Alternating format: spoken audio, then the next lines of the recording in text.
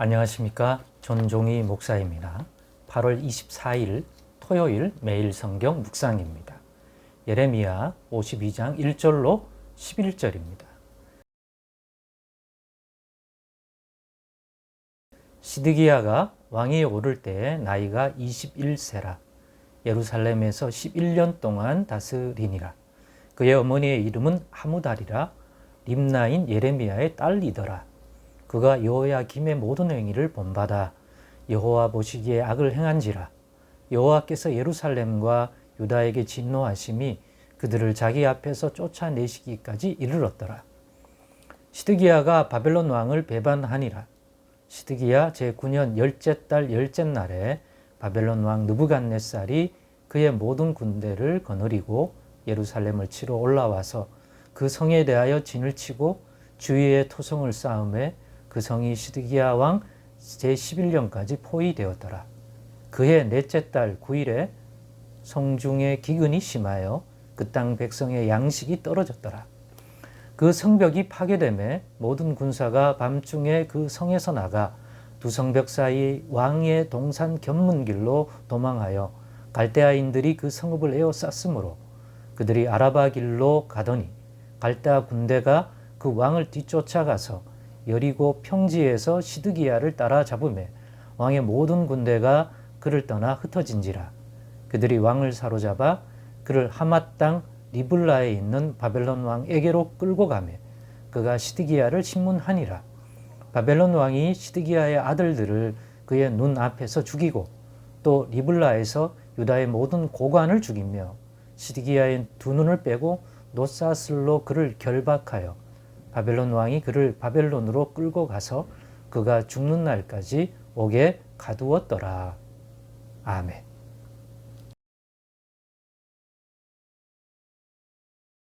네, 오늘은 여호야김의 모든 행위를 본받아, 여호야김의 모든 행위를 본받아 라는 제목으로 묵상 나눔을 갖겠습니다.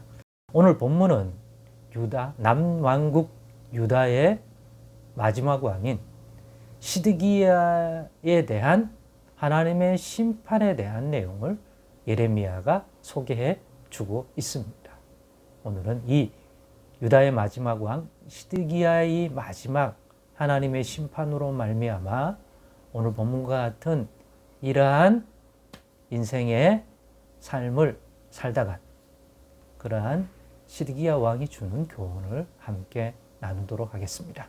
오늘 본문에서 보듯이 시드기야 왕은 결국 그의 인생을 바벨론 포로로 끌려가고 평생 옥에 있다가 마무리되었다고 오늘 소개하고 있습니다. 그것뿐만 아니라 바벨론 왕에 의하여 또 바벨론 군대인 갈대아 사람들에 의하여 자기 가족들이 다 눈앞에서 죽고 아들들은 또 자기를 따랐던 그 신하들 역시도 고관들 역시도 다 죽게 되고 본인 자신도 두 눈을 빼가는 이러한 형벌을 받게 되고 그의 인생이 그 이후에 어떻게 되었겠습니까? 행복?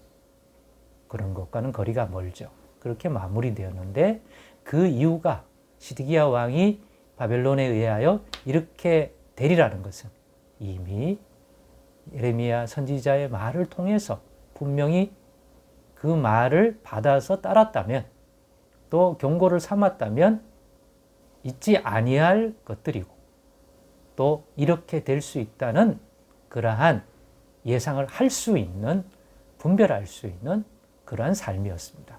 그런데 왜 시드기야가 이 어리석은 길을 가게 되었는지 오늘 그 원인된 것들을 우리가 좀 이해해 봐야 되겠습니다. 그것을 함축적으로 나타내는 말이 오늘 본문 2절에 나오는데 그가 여호야김의 모든 행위를 본받아 여호와 보시기에 악을 행한지라. 여호와께서 예루살렘과 유다에게 진노하심이 그들을 자기 앞에서 쫓아내시기까지 이르렀더라. 시드기야가 왕으로 통치할 때 유다 왕국이 마지막 이스라엘의 왕국이 된 이유도 시드기야 왕이 여호와 보시기에 악을 행하는 그러한 통치를 했기 때문에 그 결과로서 자신도 그렇고 자신이 다스렸던 남왕국 유다도 그와 같은 결과를 갖게 된 거죠. 그런데 여호와가 왜 시드기야 왕에 대하여 진노하고 여호와 보시기에 악한 왕이 되었습니까? 바로 여호야김의 모든 행위를 본받았기 때문이라는 것이죠. 여호야김이 누굽니까? 바로 요시야 왕의 아들들인데 시드기야에게는 형제가 되는 거죠. 엘리야김이라고도 부르고 처음에는 여호야김이라고 불리지 않았겠죠. 그죠? 왕이 되면서 여호야김이라고 불리게 됐는데 그 왕은 철저히 예레미야 선지자를 통해서 드러낸 이 바벨론을 통한 하나님의 심판 또 징계 또 훈계의 막대기를 받아들이라고 하는 것들을 철저히 받아들이지 않습니다. 그래서 그 상황을 모면하는데 늘 애굽의 손을 빌리려고 하고 다른 방식을 체득하지 받아들이지 예레미야가 말하고 있는 통해 주신 하나님의 말씀들을 받아들이지 않습니다. 뿐만 아니라 그의 뒤를 이어서 그래서 결국에는 예레미야 선지자의 말대로 여호야김 왕도 바벨론에 의하여 심판을 받습니다. 그리고 그 뒤에 이어서 왕이 된 유다의 왕이 여호야긴입니다. 여호야김의 아들이죠. 그러면 시드기야 왕에게는 사촌 조카가 되는 거죠. 그리고 시드기야 왕의 직전 왕이기도 합니다. 얼마 통치 못합니다. 왜냐하면 아버지가 행했던 걸 그대로 본받아 행했기 때문에 결국에는 바벨론의 느부갓네살 왕이 그를 바벨론으로 잡아가게 됩니다. 그래서 바벨론에서 생을 살아가는 그래서 그의 뒤를 이어 친바벨론적인 통치를 하게끔 바벨론 왕이 세운 왕이 시드기야 왕입니다. 그래서 이때는 바벨론 포로민 공동체에는 여호야긴이 왕으로 있고 이 예루살렘에는 시드기야 왕이 있는 이 두 왕의 체제가 그래서 이루어지는 거죠. 그런데 오늘 본문에 있는 것처럼 친바벨론적인 왕이어야 할 시드기야가 바벨론을 배신하게 되어 여호야김과 똑같은 그러한 행위를 하게 됩니다. 그 결과 바벨론에서 심판을 받는 내용이죠.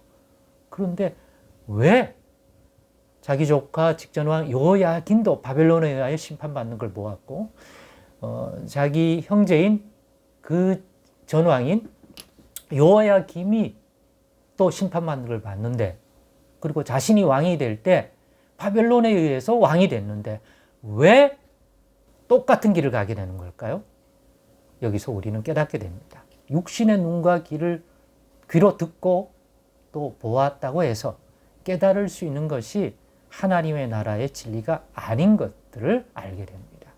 분명히 보았고 그랬는데 반면교사로 삼지 못하고 똑같은 여호야김이 행했던 것들을 왕이 되어 행한다.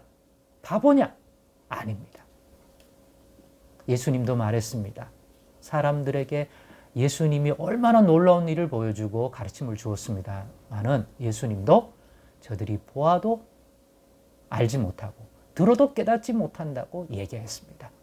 육신의 눈과 육신의 귀로 듣는다고 해서 다 깨닫게 되는 것이 하나님의 또 하나님의 계획이 아닙니다. 그래서 우리가 꼭 기도해야 될 내용이 하나 있는데 오늘날 우리도 마찬가지입니다. 육신의 눈과 육신의 귀로만 하나님의 말씀과 하나님의 행하신 것들을 보아서는 그것이 주는 참된 유익을 우리가 받을 수가 없습니다. 듣고 깨달을 수 있는 하나님에 대한 것들을 귀가 열려야 하고 예수님을 통하여 이루어진 놀라운 일을 보고도 하나님 나라를 깨닫지 못하는 그런 눈에서 우리도 밝게 깨달을 수 있는 눈을 달라고 해야 됩니다. 그 눈과 귀를 새롭게 하나님이 열어주셔야 우리 앞에 펼칠 모든 것들을 통하여 주시는 참된 교훈과 참된 진리를 깨달을 수가 있습니다. 그렇지 않으면 우리도 시드기야와 같은 입장이 될 수 있다는 것 여러분 꼭 아시고 지금 여러분은 누구의 행위를 본받아 행하며 사는지 분별해 보십시오. 과연 예수님을 본받고 있습니까? 하나님을 경외하는 어떤 부모님, 동료들입니까? 아니면 누구를 본받아 오늘과 내일을 살아가고 있는 것 같습니까? 오늘의 묵상이 무엇이 참되고 복된 삶을 보장하는 것인지, 오늘의 이 묵상이 그런 것들을 분별함에 큰 도움이 될 수 있기를 바랍니다. 기도하겠습니다.